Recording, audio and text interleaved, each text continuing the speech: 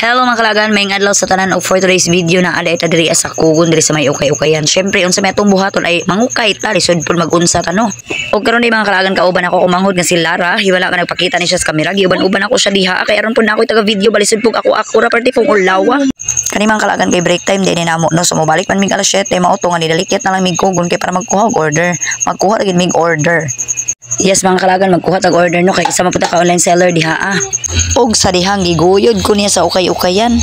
Imbis mag sideline ta aron makaginansya, mabudol na punta diri O daw bi ang ginansya na ginansi na. Oh no!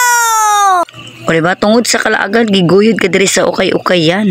Og sa atong pagkachismosa nakichismis ta diha kay daghan may bill nga nakatumba og gitapukan Manila ni duol punta. Maginilog day ni diri tag 100 ni siya og ang isa 35 ra. O di unsa pay tirada, syempre mga apil punta kay basi day maka-jackpot diha no sa halagang 35 ra makakuha tag branded diha Kagoy pastilan perti man daing dugaya sugdan kay ila pa manggiabrihan ang tanan og dugan ra na mga dayban. For me as first time ang kalagan dili gid dalim kay ikaw gid madatugan samot nag ikaw perting gamaya.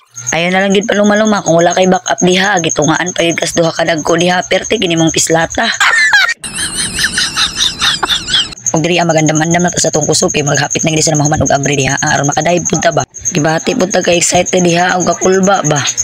Og murag mao naman siguro ni mo dive na taani.